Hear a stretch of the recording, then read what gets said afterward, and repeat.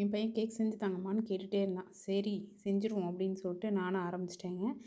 2 முட்டையை இந்த மாதிரி உடச்சி ஊற்றி ஃபஸ்ட்டு எக் ஒயிட்டை மட்டும் எடுத்துக்கிட்டேன். ஒயிட் வந்து நல்லா பீட் பண்ணணும். நல்லா பீட் பண்ணி கொஞ்சம் க்ரீமி ஸ்டேஜுக்கு வரணும். ஓரளவுக்கு பீட் பண்ணால் கூட போதும் தான்.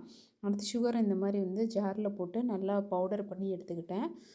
அதாவது வந்து சுகர் வந்து மாவில் பாதி 250 கிராம்ஸ் வந்து நான் வந்து மைதா எடுத்துக்கிட்டேன். அதுக்கு 125 கிராம்ஸ் வந்து நான் சுகர் எடுத்துக்கிட்டேன். எடுத்து நல்லா மிக்ஸ் பண்ணிக்கணும். எக் ஒயிட்டும் சுகரும் நல்லா மிங்கிள் ஆகி லம்சம்ஸ் எதுவும் இல்லாமல் இந்த மாதிரி கட்டிலாம் இல்லாமல் நல்லா கரைச்சி எடுத்துக்கணும். இந்த மாதிரி நல்லா மிக்ஸ் பண்ணிக்கணுங்க. இப்போ இந்த மாதிரி ஸ்டேஜில் நான் வெண்ணிலா எசன்ஸ் கொஞ்சம் சேர்த்துக்கிட்டேன். நான் கொஞ்சம் கம்மியாக தான் சேர்த்துக்கிட்டேன். நீங்கள் வந்து நல்லா எசன்ஸ் பிடிக்குன்றவங்க இன்னும் கொஞ்சம் சேர்த்துக்கோங்க. ஒரு 5 ml கூட சேர்த்துக்கலாம்.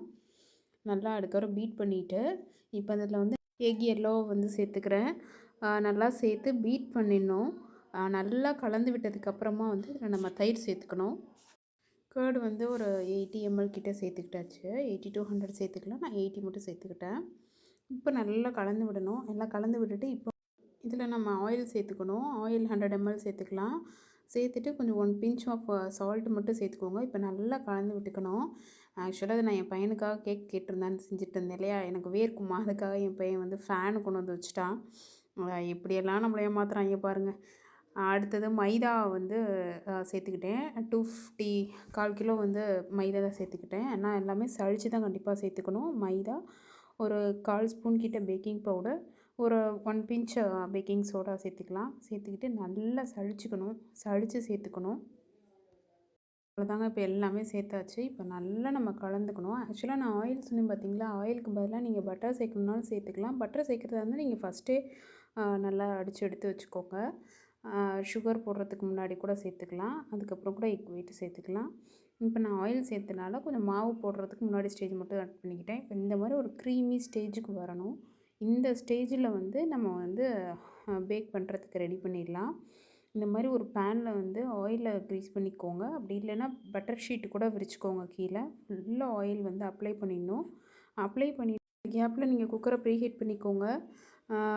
ப்ரீஹீட் பண்ணுறதுக்கு வச்சுட்டிங்கன்னா எப்படியும் ஒரு 5 மினிட்ஸ்க்குனாலும் அது ஹீட் ஆகிட்ருக்கும். அந்த கேப்பில் நம்ம வந்து இது மாதிரி அந்த பேட்டரை வந்து இதில் ஊற்றிக்கலாம். ஊற்றிட்டு இந்த மாதிரி டேப் பண்ணணும். அப்போ தான் வந்து எதுவும் ஏர் பபிள்ஸ்லாம் இல்லாமல் நீட்டாக செட் ஆகும். இப்போ குக்கரை வந்து ப்ரீஹீட் ஆகிடுச்சு.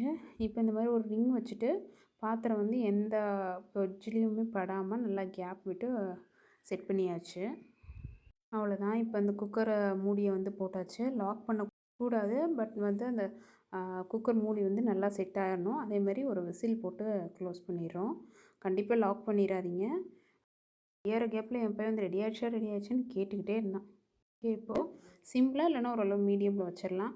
20 மினிட்ஸில் சூப்பராக கேக் ரெடி ஆகிடுச்சுங்க. உண்மையாகவே டேஸ்ட்டாக இருந்துச்சு. நான் சுகர் அளவாக தான் போட்டிருந்தேன். சுகர் கொஞ்சம் வேணுங்கிறவங்க ஒரு 3/4 அளவுக்கு கூட சேர்த்துக்கலான்னா ஹாஃப் தான் சுகர் சேர்த்துக்கிட்டேன். என் பையனுக்கு ரொம்ப பிடிச்சிருந்துச்சி. நீங்களும் ட்ரை பண்ணி பாருங்கள். தேங்க்யூ, பாய்.